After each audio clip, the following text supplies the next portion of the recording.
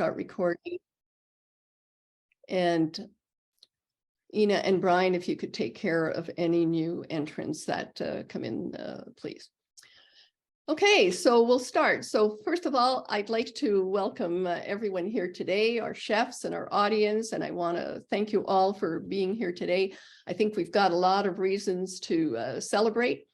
This will conclude the first aspect of the two-year university initiative to achieve a minimum of 60% plant-based menus. And of course, it doesn't end here. We're going to keep going. We have to accelerate our efforts across all universities and institutions due to the worsening climate crisis. So there were three primary objectives with this initiative: to increase the awareness of the destructive impacts of animal agriculture on our planet and animals, to nudge universities to be accountable for educating and leading by example on the impacts of animal agriculture, and thirdly, to instill this accountability by accelerating towards plant-based meals at all university cafeterias and eateries. Okay, so you've all seen this graph in some of the prior presentations, the large difference in greenhouse gases between animal proteins and plant proteins. You've also seen how much more land it takes to produce feed and livestock products compared to being vegan. We could reduce the land by 75% if everyone were to go vegan. Okay, we know that's not necessarily possible, at least not in the short term, but we need to start moving towards more plant-based and freeing up some of this earth so that we could use it for reforestation and rewilding. Okay, let me just move this. And I just wanted to stress here the mammal biodiversity. 94% of mammals on the planet today are livestock. And in terms of bird biodiversity, 71%. So it has all changed dramatically from wildlife to livestock. And hamburgers, we've been talking about hamburgers, and we've seen that there now is a shift moving towards more 50-50 or 75-25 type hamburger mixes. Water is a scarce resource, and yet it takes 2,500 liters of water to produce one hamburger, the amount of water equivalent to a person showering for 2 months. So the goal was to achieve a KPI of 60% plant-based menus by December 2022. This is the sheet that we sent out to the different chefs, and they gave their results for these three categories. And we wanted to see the change between 2020 and 2022. In this presentation, because of time, we will cover primarily just the main dishes.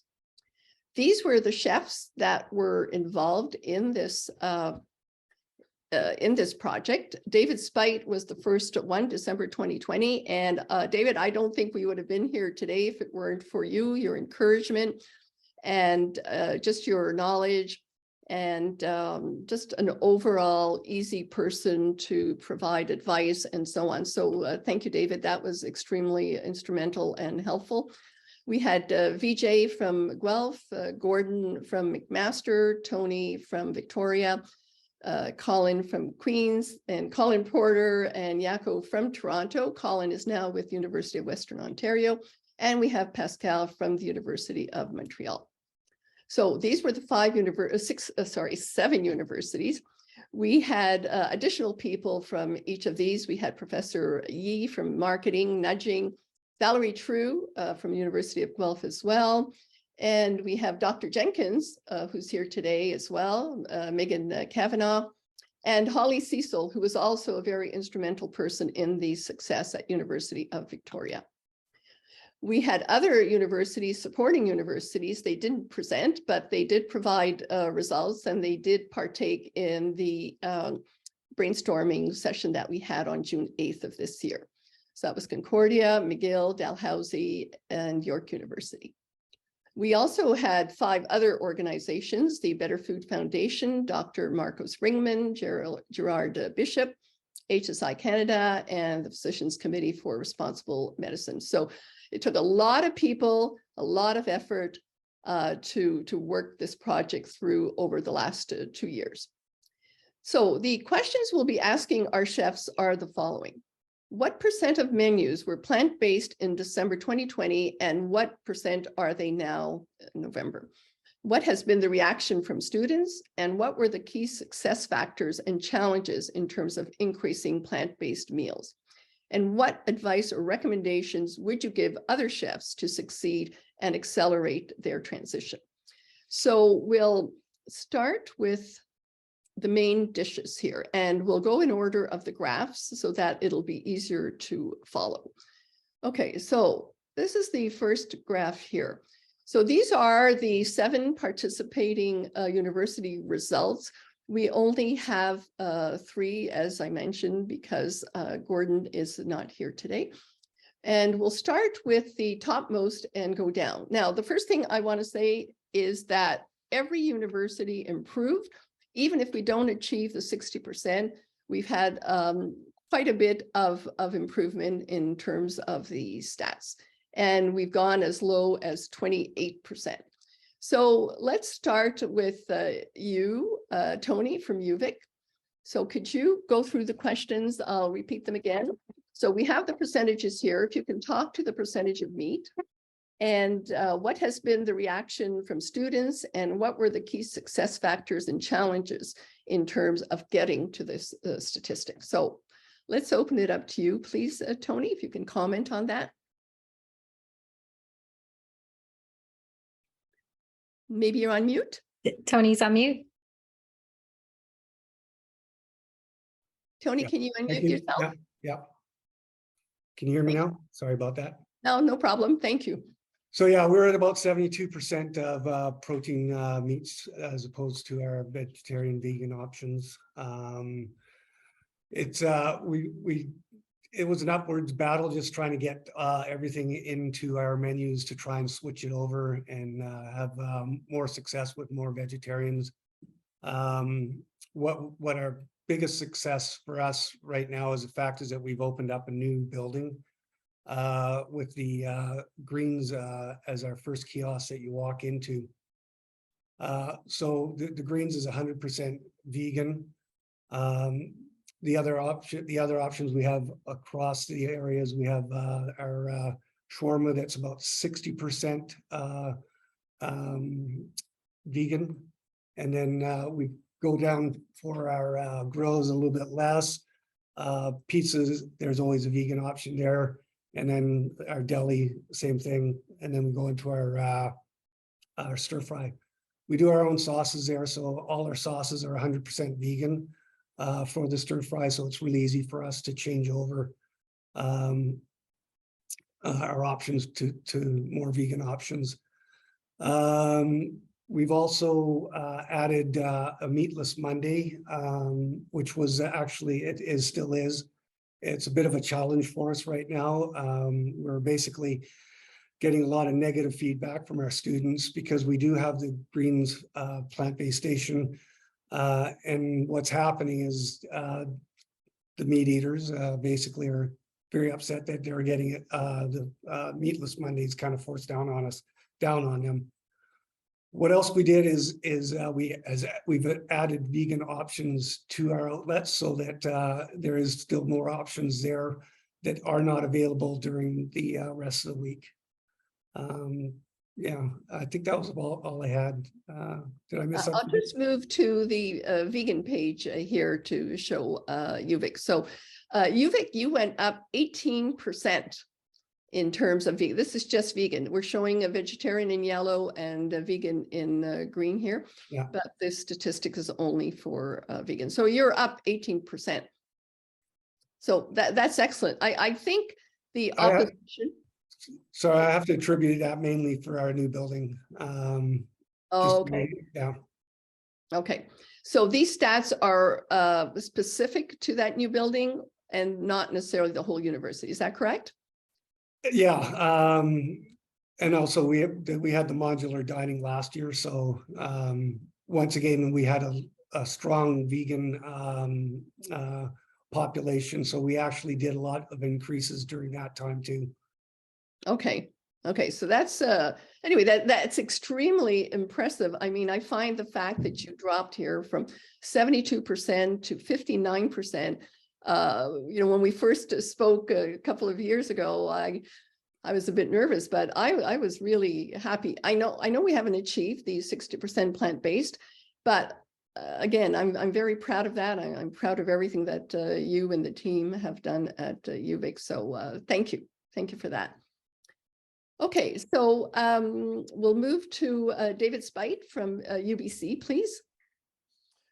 Good afternoon, everyone. My name is David Spite. I'm the Executive Chef and Culinary Director for the University of British Columbia. And before I begin, I'd just like to thank you, Eleanor, for gathering this group and challenging and supporting us to do better. I think it's really important and really valuable.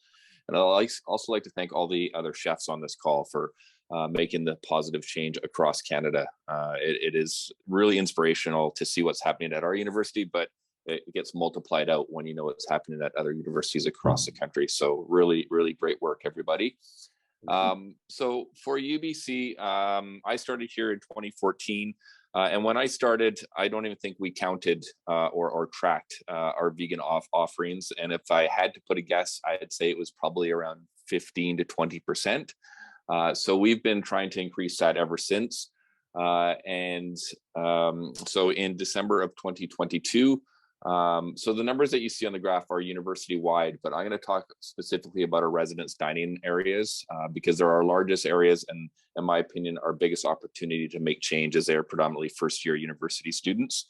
So in residence dining in 2022, we were at 40% plant-based. For us, that is vegetarian and vegan. And now we are at 60%. And some of the comments that we had when we were at 40%, it was a lot of vegetarian and not enough vegan. So now we've increased our vegan offerings as well. So within that 60% plant-based, half of that or 30% of our overall menu is vegan menu offerings in residence dining. So really good success. Our students, overall, the reaction's been quite positive. We still get feedback from primarily our vegan students that still want more vegan offerings in our location.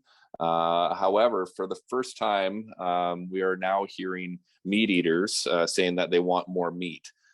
So I liken it to a politician, and if you're disappointing everyone equally, you're probably doing a really good job. So that's kind of the way we look at it. We're excited about that change. Some of our biggest challenges certainly were culinary knowledge to begin. Our chefs had historically not been trained on making great tasting plant-based and vegan offerings. So we started with hosting Forward Food in 2017, and that was our springboard for expanding our culinary knowledge across our team with great tasting plant-based dishes. And then as far as another challenge, I think is just having more education provided to our students of why we're doing this and sharing that story with them. So they understand our commitments and understand what we're trying to achieve. We're not simply just trying to take meat offerings away. We are trying to provide some education around the choices that we provide. And one of the big ways we're doing that now is last year in 2021, we officially launched our climate-friendly food label, which is basically a stoplight, red, yellow, green icon that goes on our menu items to encourage students to choose the green choices more frequently and the red choices less frequently. And no surprise, the plant-based and vegan offerings are all of our green choices, and the meat-based choices are red. So it's a gentle nudge to help support the decision making of the students about what they're going to choose. So we're excited to see how that plays out. It's fairly new on our campus, and we're actually partnering with the School of Psychology at the University of British Columbia as well to see what impacts it has on people's menu choices. So really excited to see how that continues to move the needle. One of the biggest successes was in 2019. That was the first year that we ever spent more money on plants and vegetables combined than on our meat, poultry, and dairy purchases. So that was proof that the shift was happening and the shift was real. So we're really excited about that, and we continue to track those numbers as well.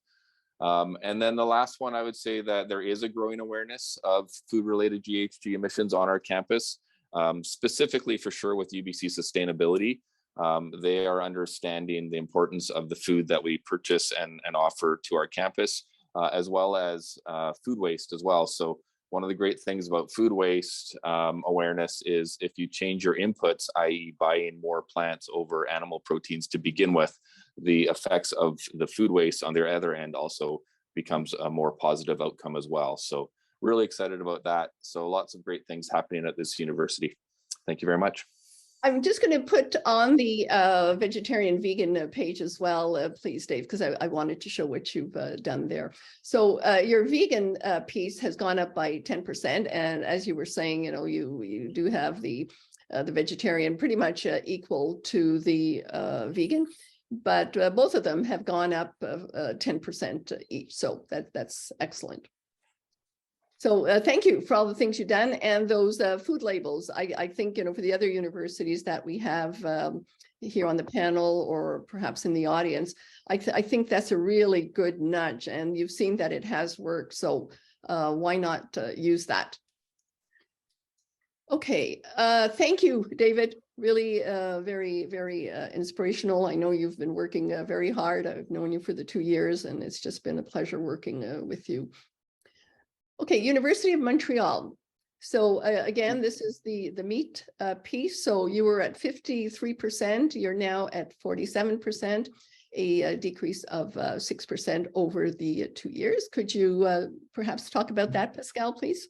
Oui, so good afternoon, everybody. So I'm Pascal Poteau. I'm in charge of the food and beverage services at the University of Montreal. Our food and beverage services are the main cafeteria, 5 counters, 1 retail store, and the catering service. So our numbers are included in all these places. So it's average. We started in 2019 and end of 18-19 to really introduce vegan vegetarian food in our cafeterias. We always have 3 dishes. We still have always 3 main courses. It was 1 vegan, 1 vegetarian, and 1 with meat or fish. And this was new in 2019 because it was really the vegan wave. So we had a lot of people who were very interested, who wanted to try. So the people asked for it. We had a little down in 22 if we compare, because we then put 1 vegan and 1 regular. So it went down a little bit, the average. Yes. And but we always have look for new options. We always have options for everything. So we don't want to tell the people what to take, but we try to promote the vegan and the vegetarian. So we have, the people are happy because we have everything. We have compliments because we have a large choice of vegan items.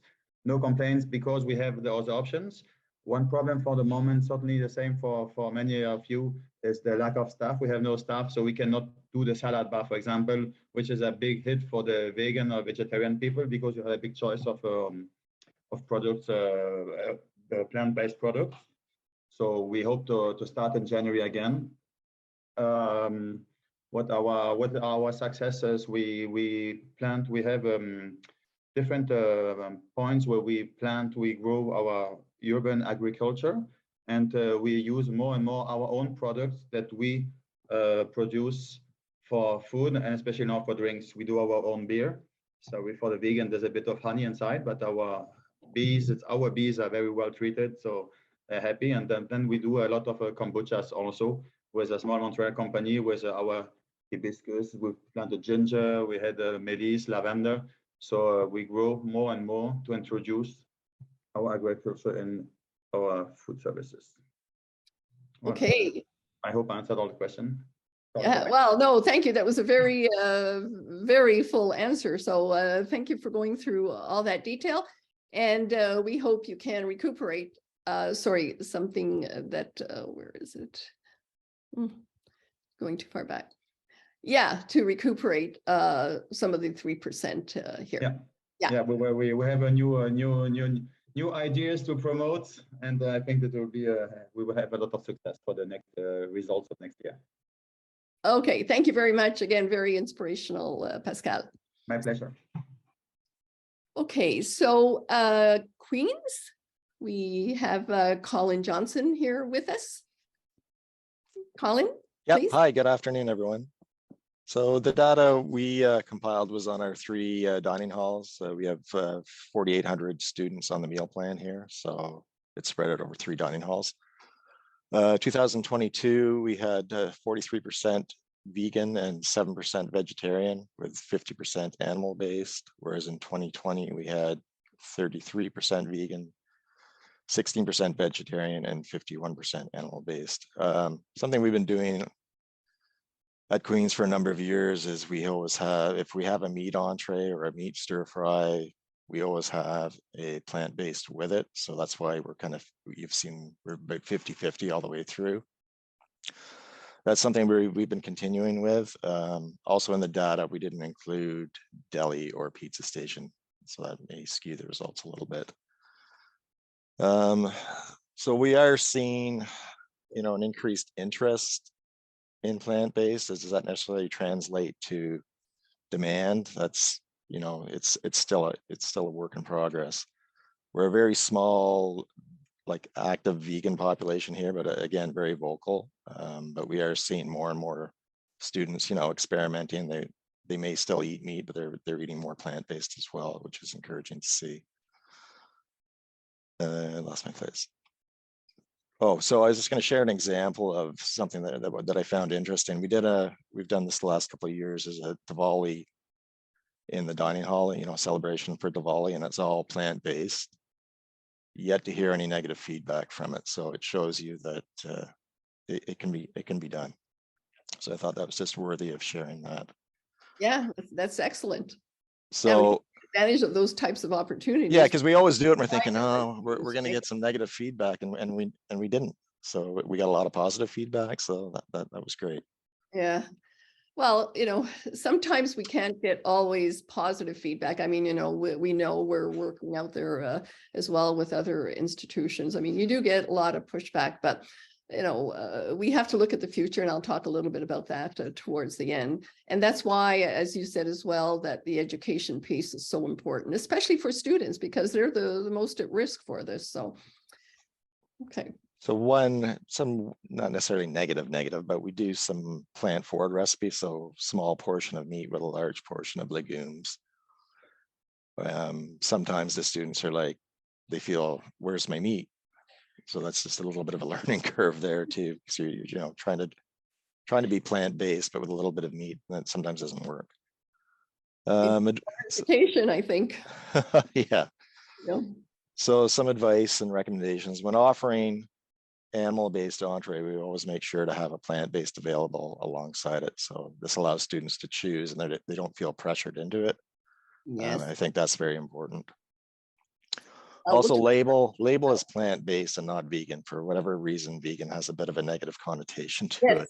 Yes. And we find that especially with desserts.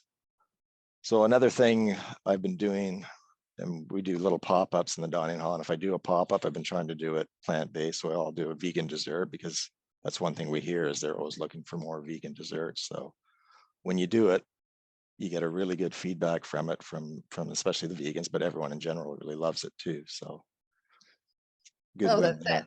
That's perfect. Now, I agree with you. We don't use the word vegan. I've used it here only because we wanted to differentiate in this graph what was vegetarian and what was vegan, because obviously we want to also decrease vegetarian, right? And we've seen that for many of these. So generally, we don't use that word. For whatever reason, it has negative connotations, and we would think that with students, they would want vegan, but plant-based, I think, is the best way to approach it. And would also, when this goes along with culinary skill, when you're doing, and this goes along for everything, batch cooking, but when you, especially true for plant-based, you want to do small batches frequently to preserve that freshness of the ingredients in it. So also use a wide, this is a key one, I think. Use a wide variety of plant-based protein. Tofu gets overused, so you want to make sure that you're not offering tofu over and over and over again.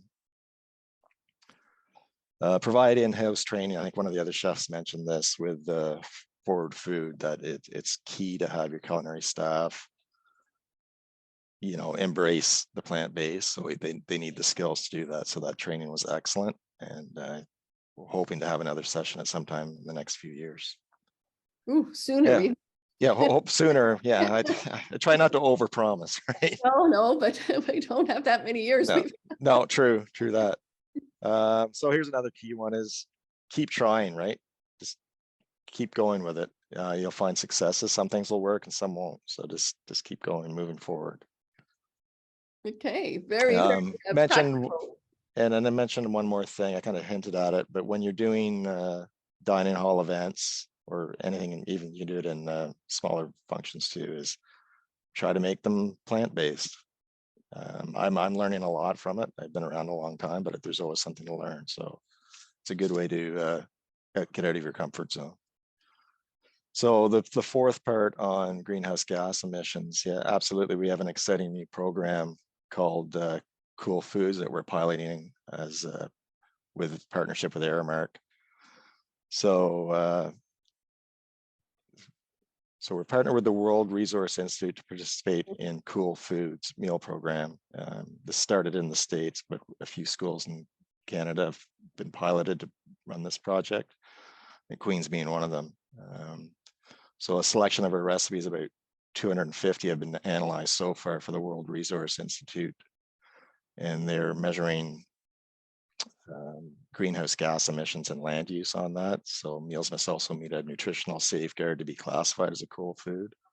So again, I think it's 3.6 kilograms of carbon dioxide equivalent for breakfast, and then 5.4 kilograms carbon dioxide equivalents at lunch and dinner. So that's our GHG project this year. So very excited for that. Similar, I think, to Tony as well. They did use the World Resource Institute and the Cool Food Pledge and calculator, etc. Yeah. Okay, thank you so much. Very, very interesting and uplifting, and hopefully, again, by using less of the word vegan and more of the word plant-based, we should get more approval. Okay, thank you. So next, University of Guelph, VJ. Oh, hi. 8%. Yeah. Hi, everybody. Yeah, the numbers, they look quite amazing, but I think I sent all the mails over to Eleanor the other day. The numbers are kind of based on the offerings for residence dining. Its menus or the food offered, not really consumed. I think it's a whole different. It might be a whole different number if you look at what is consumed, especially here at Guelph. We are a predominantly agricultural university. We are away from Toronto. I don't know whether there is anyone else here from Guelph. So. We are an agricultural school, so there are challenges. I can get to that later. But in terms of food offered, I think we pushed on doing a lot of vegetarian and plant-based for a while. I think 2018, when we did the Forward Food training with Rihanna and a group, it was excellent. It was really an eye-opener for our group, especially the cooks at that time. We lost a bunch of them during COVID, but that was really an eye-opener at that time, and it was there was a little bit of buy-in from some of our managers and some of our established cooks. That was kind of really a turning point for us. We do offer a lot of these options, but like I said, I can get into the challenges later. In terms of success factors, I think the biggest obviously is at least in the last 2 to 3 years, what we have noticed is that we have a pay-by-weight model. So it gives us an enormous amount of flexibility to offer what we want, and the students pick what they want. So that's a big plus point for us. Our menus are kind of quite flexible, and one of the things we kind of do is we're given the cooks and the chefs a lot of flexibility to tweak the menus as and how they like, and give them a lot of freedom to create. There are downsides to that. I think we have a decent representation from a wide variety of cultures in our kitchen. At least about 15 or 16 different cultures are represented. So it does give us a little bit more flexibility to do different things in the kitchen. So we have a good, strong base there. And again, every dining hall has a separate shop, if you may, for vegetarian or vegan. We call it Nature's Best. So it's been a Guelph thing for a while. I'm still new to Guelph standards. I've only been here for 11 years. So so those are the kind of the good things. There's a decent demand here in Guelph for vegan and vegetarian food. I think we probably have the only elected Green Party member in Canada, so that kind of gives an inclination of the city or the other places, such, right? And we have a student advisory committee that kind of advocates a little bit for vegan and vegetarian food, so that's a good thing. Challenges, yes, quite a few. I think obviously one of the things that I personally feel is that it is difficult for us as chefs to change the mindset of students when they come to campus at when they're 17 or 18 years old and tell them to eat vegetables or vegetable based, when a good percentage of them have probably lived on pizzas and chicken fingers and burgers, and that's been the go-to food. So it's quite a struggle initially, but I think after they try out a lot of different things over 3 to 4 years, I think they tend to change a little bit. So I think that's why I personally believe food literacy and this has to start much earlier, and that is why Valerie from the Childcare and Learning Center on campus in Guelph has a plant-based menu, 100% plant-based menu in our operations. It's quite amazing how she transitioned into that. On that,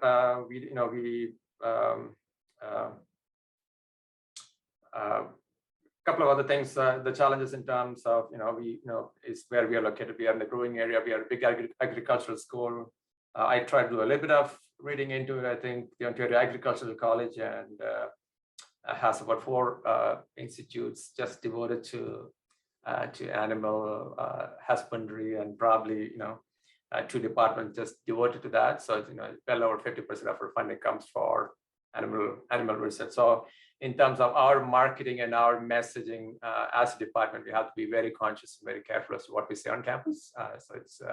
So I think we have to kind of say, hey, the food has to speak for itself, not much of the other messaging, and we really try to get the student population to kind of want plant-based food rather than us saying it is better for this or better for that, because it's I think Eleanor knows that very well.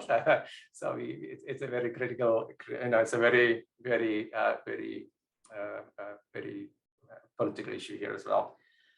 Advice and recommendations, I think, persistence. And one of the biggest things is to educate our own group first, more than the students. I think our staff and our managers and our group have to buy into this, really understand the impact of animal agriculture and all that on the overall food system. And I think it's very key that we educate our own group. We have a few training sessions for our managers and cooks consistently, but it needs to be persistent because our operations are so stretched during the school year. It is very difficult to get them all back in, but in the summer we do conduct small training sessions to really try to make people or make our cooks aware, and so some of our managers and chefs aware. But as soon as operation starts in September, then I think it is forgotten. I'm sure all the chefs face the same issues, right?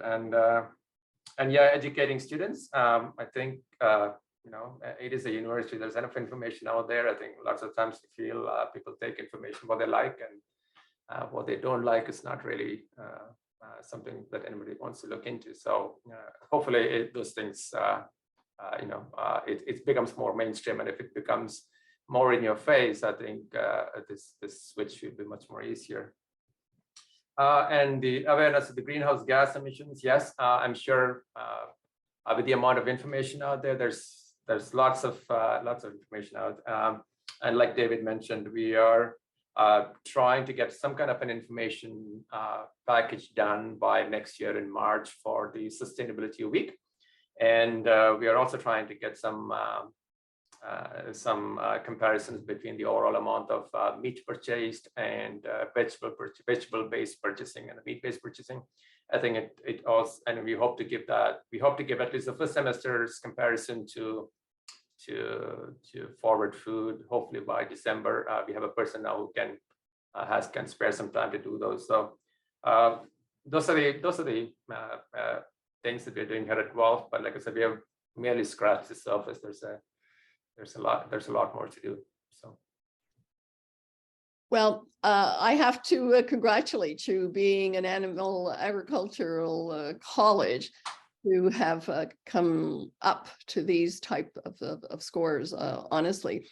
And if I recall your figure, I think these numbers represent about 65% of the total food served. Is that correct? Yeah, total food served. So on terms of menu offer, like I said, I think recently sent the menus to you and Kristen at Western as well. There are a lot of options. What the students pick is a different story, right? So, like I said, we have, an all vegetarian, all vegan, plant-based shop now, and we have and many of the options that we have kind of really have maybe a one meat option compared to all the other things that are probably plant-based in be it burrito or be it in shawarma or be it an infusion where it's all ethnic food that is that is served in all those places. But I don't when we really get the numbers of what is actually consumed, it might be a different that'll probably be more of an eye opener for us. So in terms of offering, I think we do have quite a bit of plant-based offerings. Yeah, it's absolutely great. And also with Valerie with 100% plant-based again at our agricultural college. I think the one thing that, doesn't necessarily surprise me, but it does surprise me is the pushback from students because they have the most to lose over this. But anyway, that's a whole other discussion. Okay, thank you so much for that in-depth discussion, and thank you very much for these stats. Really appreciate that, Vijay. Thank you. So we'll move to the University of Toronto, just again in the interest of time. Jaco? Yeah, so I'm pretty much going to echo a lot of the chefs here going last, but and I also want to be very transparent on what our numbers are. Our numbers are based on our 3 main residence locations, which is about, I would say about 75% of our total meals served on campus on a daily basis. We also have retail locations that are not included in these numbers. And I didn't include them because I wanted to be transparent in the numbers. And with COVID over the last 2 years, retail was open, it was closed, it was open, it was closed, and it just didn't make sense to include them. So we run 3 large residence units on campus. There are still also 6 federated colleges that we don't oversee that are not included in these numbers. We do about 65,000 meals a week. Our shift has been about we're down to 35% of our menus being built from protein, meat-based protein, which is a 3% decrease from 2020. I think we have a bit of a different approach, and it's similar to Vijay's when we look at our menu as a whole. We look at menu, and that's why when it was vegan vegetarian, if I sit and I count it out, yeah, it's probably about 40% of the menu is vegan based versus the vegetarian. But when we look at our menus, the way we shifted it, a lot of our stations are Alumni cooking. They're student driven, so the students are deciding what goes into their meal. So they're choosing the ingredients that go into those dishes. So what we've done with that is where we would have offered 3 or 4 proteins in the stir fry, we're down to 1. And we're now offering, so instead of having a beef and a chicken and a pork stir fry, now we would have a chicken stir fry. If we were to do a pho or a ramen, the same thing. We cut back on the meat proteins that were available to them on offer.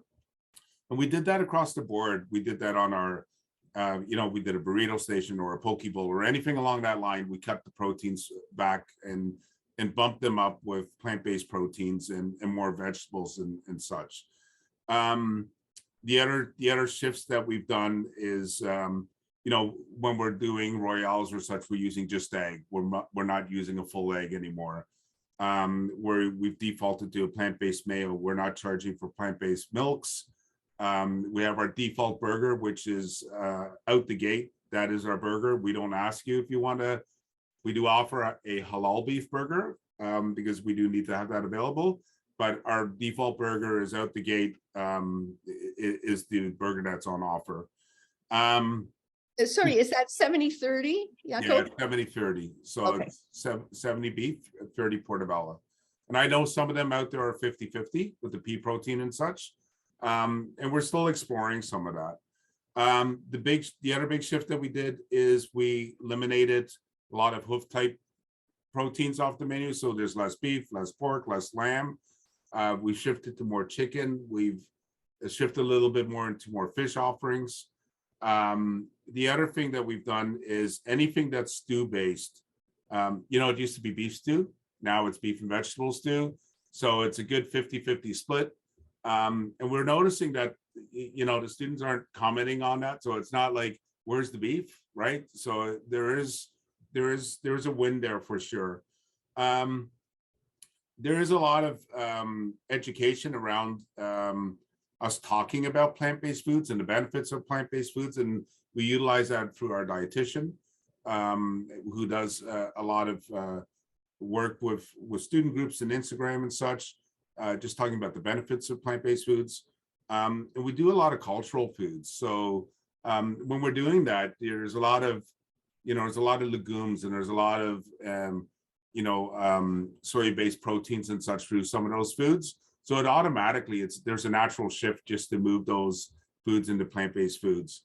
Again, same kind of themed events, Diwali, you know, making them all plant-based, offering sweets, Diwali type sweets through those types of events.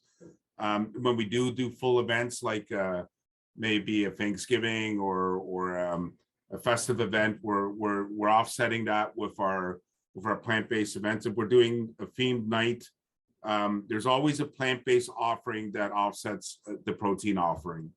I think in a general sense, we see a lot more students looking for plant-based foods on our campus.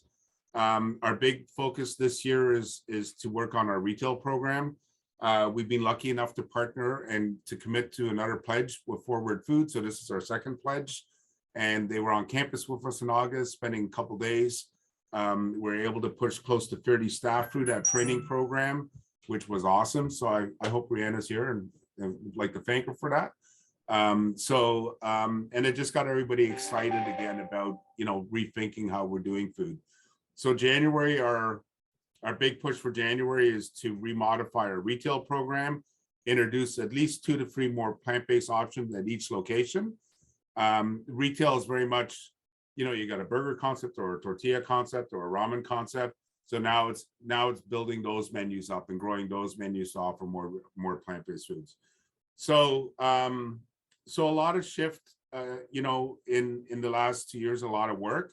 I know the numbers don't, you know, represent this 3% change, but I think we were quite heavy on our plant-based program already. Our breakfast menu, you know, if you come in for breakfast and you come to get your breakfast plate, you know, out of the 11 11 items you can choose from, there's only 2 that are meat protein. One is a meat protein like a bacon or a sausage and egg, and the rest are plant-based. So, you know, we continue to grow that, and the same with our muesli bar.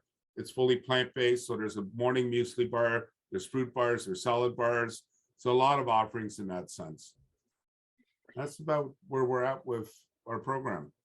That's a pretty full agenda for you. I just as well wanted to clarify, this was residence dining. Was it just for St. George campus or throughout the university? No, so I'm only responsible for St. George, and I'm only responsible for 3 of the buildings. So Vic, you see St. Mike's, Trinity, they're all separate operators, right? Okay, but still very fabulous advancements, and I'm glad these figures are down. And like you said, it's 3%, but is 3% in the right direction, and hopefully more as you progress with your menus and the student demand grows. Thank you. Very, very informative, and a lot of good things going on. Okay, let me just see what time it is. It's 4:47. We are running a little late. I will just mention these are the additional universities. I spoke about that briefly before. I know we have some representatives from the University of Western Ontario, where Colin Porter is today, and I just saw that Colin rejoined now. So maybe we could just spend a few minutes on the University of Western Ontario, please. What I see here is the figures stayed the same, I think, between 2020 and 2022, right? So 46% meat-based, 33% vegetarian, and 21% vegan. So Colin or Kristen, I'm not sure, could someone speak to this, please? If you want. Hi. Yes, this is Christian Crossan speaking, the executive chef here at Western. First, I'd like to say thank you for inviting us and including us in this program. I've had some discussions with Colin about these initiatives, Eleanor, and you know, I do feel it's a great fit for us here at Western.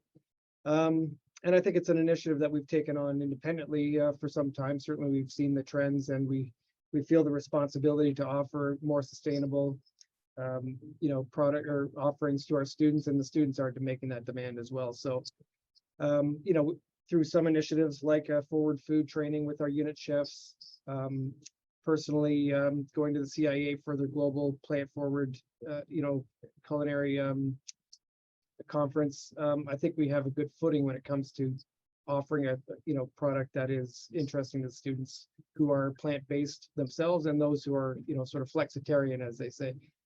I think our numbers are fairly healthy to start as far as goes. We've put some metrics together, and I think our changes haven't been significant because I don't think our menu development has changed much in the 2 years we've had with COVID. Obviously, there's been a lot of adjustments to our offerings, and we're back to sort of a full service model again. These numbers are based on our residence program specifically, where we have about 5,500 students that we service daily.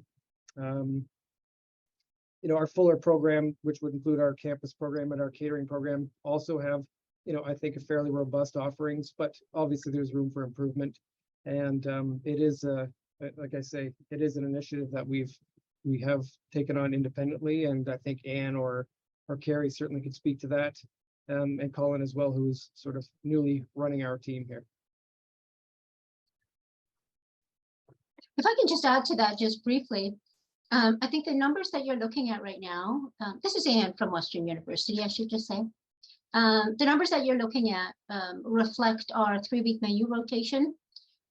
So each of the 7 residences adheres to the same 3-week menu rotation. But in addition to that, as most universities have, in their serveries, there are various areas to select food. So the numbers represent the 3-week menu rotation. If we look a little bit beyond that, we have a robust fresh to go program.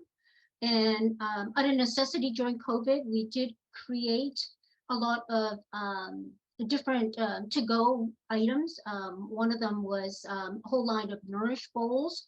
So they're kind of like Buddha bowls. We market them as Nourish bowls, and many of them were plant-based as well. So if we look at just our to-go program, it consists of 41% of vegetarian options, so lacto-ovo containing dairy and eggs. Of the fresh to-go program, 21% are indeed vegan options. We also have different packaged items in our to-go program.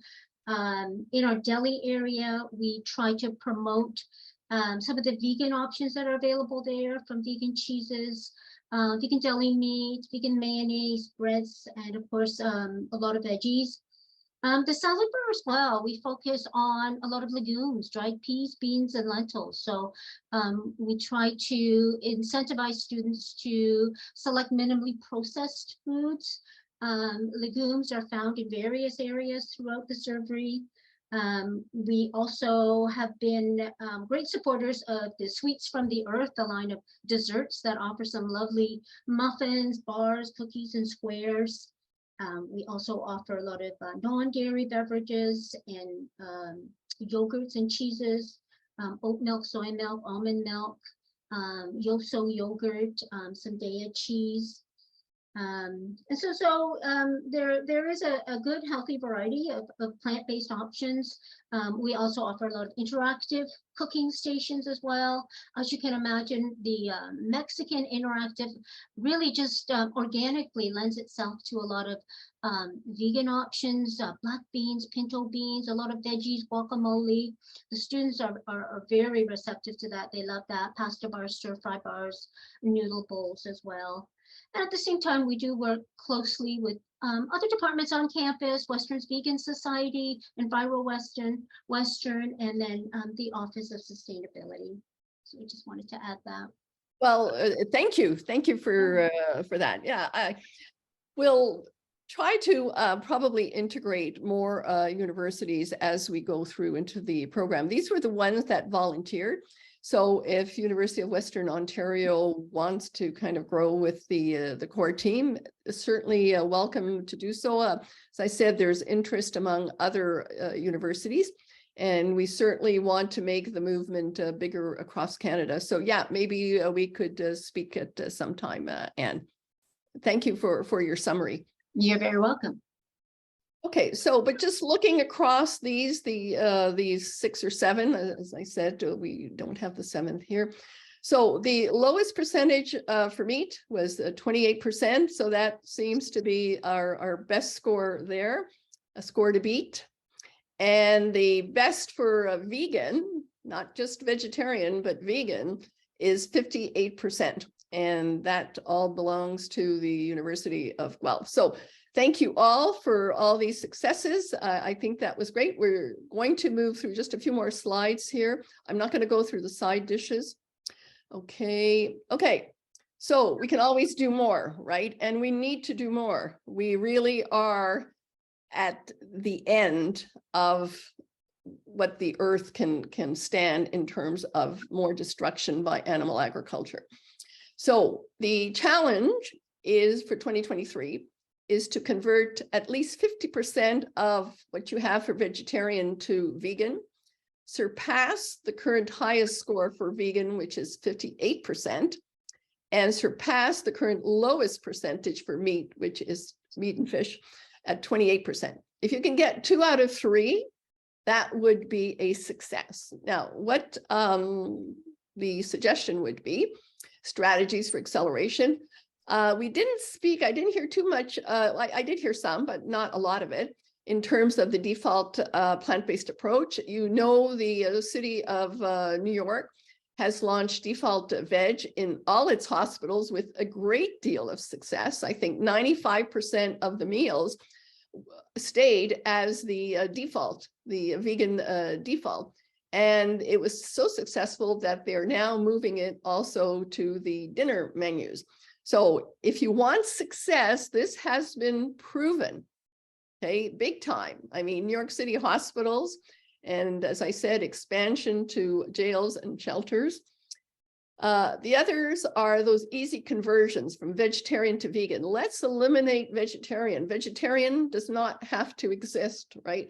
We have all kinds of alternatives for the vegetarian category. And we did talk about the burgers. And if I recall from both David, when he first mentioned it 2 years ago, the students couldn't tell the difference really with the 50-50. So this is 50% protein. So that, I mean, pea protein. So that knocks off 50% of your meat right there. So why not do it? You know, that's an easy win for you. And the last one, which I'm suggesting here, is that we form kind of like a trade association with the chefs, and we meet whatever, every 6 months, once a year, and we bring new ideas.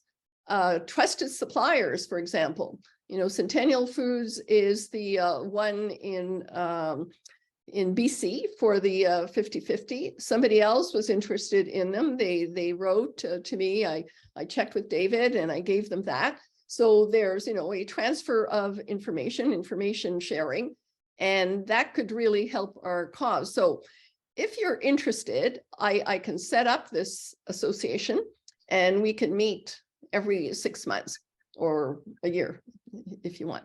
The other just little tip that I've heard throughout, vegan options to vegans is not that positive, and it should just be plant-based. It makes it sound healthy and so on, because it makes us look like a fringe group.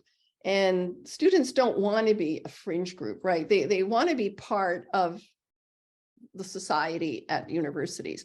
So just calling them plant-based rather than vegan, I think is just something that could help the cause. Anyway, just an idea. We don't use vegan as much as possible in our information when we talk to institutions. Okay, so what's next? We are asking for measurement of food emissions. This is something I think that university leadership will understand. And we, Lindsay and myself wrote a letter to the boards and to the presidents about a month ago, asking them to measure their food emissions and to publish them in their annual reports on their website, et cetera. They're doing the other types of emissions, but they're not doing the scope 3 food emissions. So we're asking for that, and that's something you can push at your university. This is something that should definitely resonate with them. Plant-Based U is a student campaign. It's Lindsay Kaisla, who's working with me on the whole initiative here. If you have students that are interested, to please contact us. And Brian, if you could put all the links in the chat, please. Okay, the other one is plant-based cities. I think you've heard me talk about that before, but basically we have a grassroots organization with members across the country lobbying their city councils to transition to a greater portion of plant-based meals. So we've had a couple of successes. We've had the city of Brampton. We have Diane Smeal, who was the representative for Brampton, and also Montreal in cooperation with the Coalition for the Sustainable Food Transition. And the next institution is federal food procurement. We've started with a letter where it's very nascent right now, but we hope to move that forward. That's going to make a big change. We really have to dent the animal protein market in Canada for the survival of the planet. So as you all know, about half of Earth's vital signs are now code red, and transitioning to a plant-based food system may seem challenging, but the alternative is irreversible destruction to our planet, its biodiversity, and the fate of humanity. It's literally in our hands. And we're approaching many, many tipping points. We're already at 1.17. So all of these here are already at risk, and you've seen the news, and these will only continue as the temperature rises. And we've had the Living Planet report that just came out a few weeks ago. Wildlife has declined by 69%. And you saw the biomass stats that I gave you earlier. Through deforestation, loss of habitat. We have COP15 happening in Montreal, the conference on biodiversity. But if we don't change our food system, we will lose our wildlife. It's very, very destructive. I know it's something that's fundamentally hard to change. It's a transformative societal change. But if we don't do it, we'll lose all our biodiversity, and humans will be the next ones. We are very integrated with our biodiversity. And this, I thought, was an appropriate quote. As you know, William Shatner had gone to space last year, and he thought he would have a very kind of enlightening experience, but instead he felt a cold, dark emptiness. He said, with an unparalleled bird's eye view, Shatner was filled with dread as he worried about humanity destroying the planet Earth beyond repair. My trip to space was supposed to be a celebration. Instead, it felt like a funeral. So you each have the power to contribute to the trajectory the planet is on by the food you serve and eat and the apparel you wear. Don't forget, that's also part of it. So I want to thank everyone. Really, it was, first of all, a pleasure working with all of you. I know it's not easy, it's difficult, but we have literally no choice. I also want to thank Ina and Brian for helping out tonight. That was really helpful. But the biggest ask is really continue to accelerate. We can't do small steps. We need big steps. And for students to keep pushing meat, they need education to understand why they should not be pushing meat. They should be pushing plants. And for universities, I mean, that's where the hope is, right? This is where the future generation. And if you hear any of the conferences on youth with respect to climate change, they're very worried. It's their future at stake. So these students should be asking for more plant-based and not meat. So it just shows that we need that piece of education that maybe is just not there. And that's what we're hoping to do with the student campaign. So that's it. And I'm going to stop there. And I know it's late. I don't know what time it is, but it's 5:03. I'm not sure if we've had questions. Brian, can you let us know? Brian? Yeah, it's kind of a mix of questions and observations and encouragement and some ideas. David is still on the line. You had a question from Megan, which was great, exciting to hear the environmental labeling. Wondered if your database, the database you're using for the environmental stoplight categorization, what database you're using. Yeah, that's an excellent question. I don't know the answer to that, but I do know that it is in the hands of the Faculty of Land and Food System students. So it is not based on assumptions, and that has caused a large amount of effort and work to go into this project. I would like to see it early on. I would have liked to see it based on assumptions, just so we can get it rolling, because it doesn't take a genius to figure out that our vegetarian and vegan items are yellow and green, and our meat-based ones are red. But we are a university, and we are, we are committed to research. So that literally took 18 months to get the label off the ground. I'm happy to share my email address and connect you with the student group that is working on the project alongside food services, and they could easily answer that question for you as far as what database and where they're gathering their information. They're measuring everything from GHG emissions and all the inputs to the food based on our recipes. So it's gone through a thorough evaluation process, but I don't know the answer specifically which database we're making our recommendations off of, but I could find that out for you. Great. Yeah. We'll take you up on that one. Just commented that Guelph is using food steps. Nital, it wasn't specific, David. It came after your presentation, but I think it's kind of more open to everybody, which is, our students and others eating on campus being surveyed. Maybe we ask that of everybody. Surveyed for what particularly? Nital's not specific here. Yeah, if Nital is there, maybe you can clarify, please, Nital. Unfortunately, I believe Nital has already left. Oh, he left. Okay. I think he just meant like the surveys over satisfaction food wise. Are they happy? Knowing Nital's form.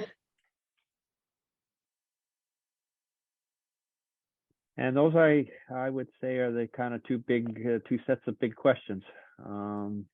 as I said, there's some really, really interesting ideas and inspirational directions that I guess you could take, Eleanor, in the chat, but we'll save those and Yeah, we can we'll distribute those pass, to. pass those along to everybody. Yep. And I'd like to show the University of Victoria video if you have, it's just 3 minutes, so that everybody can see it, if there are no more questions. Okay, so let me find it here. Shawarma too. We also have the pizzas where we do serve a vegetarian and a vegan pizza. And then once again, our sandwiches have a large options of any vegan, vegetarian options. In our grills and our food service areas, we default to a vegan cheese, a Dea cheddar. And then also we have our stir fry station. All our sauces except for our pad thai sauce is vegan. We're at the grill. This is our 50-50 burger. It's 50% ground beef and 50% pea protein. It's a 5.33 ounce patty. It's one of the burgers that was started by David Spite at UBC to lower the beef consumption here at the universities. I was very fortunate to go to UBC with my executive Sue, Chris Bailey, to Forward Food. This is where it first started for us in trying to lower our beef consumption. So with Forward Food, we basically moved towards greener by default to kind of amalgamate everything together to make sure we're all focused on more green options here at the universities. Okay, so that really is the end of today's discussion, unless anybody has any questions or that they'd like to ask at this point. But first of all, before we go any further, I really do appreciate all the work that you have done. I think the statistics don't always represent how much effort was put into that amount of work. But hopefully going forward, it should be easier. There's also new types of foods that are coming out that maybe will attract more meat eaters towards plant-based without having any kinds of chemicals in them. But I just strongly ask that we have to make every effort possible. We have no choice. I mean, the time is really running out for the planet. So thank you very much. So last questions. Yes. Yeah, Eleanor, David Jenkins has his hands up before you close your meeting. Oh, sorry. Okay. Yeah, please go ahead, David. Sorry. I've asked you to unmute, David. You should get, there you go. I can, thank you very much for letting me unmute. So let me just say that I thought, thank you, Eleanor, for bringing me here to this meeting. I thought as a nutritionist and a physician, I thought this was really inspirational. And I have to say that the work that you folk are doing in trying to promote more plant-based diets is exactly what we're trying to do in terms of health of the population. So I think you're all going in tremendously the right direction. And I hope you can gather a lot of colleagues with you to go in the same direction too, because I think we need it. And I think, to Eleanor's point, we don't have much time. And I think that's really the big thing. I have one disagreement with Eleanor, if she'll allow me to say it. Yes, sir, certainly. Well, my disagreement is that I still like the term vegan because it's got a name. Plant-based means that I've got some plants at the bottom of it.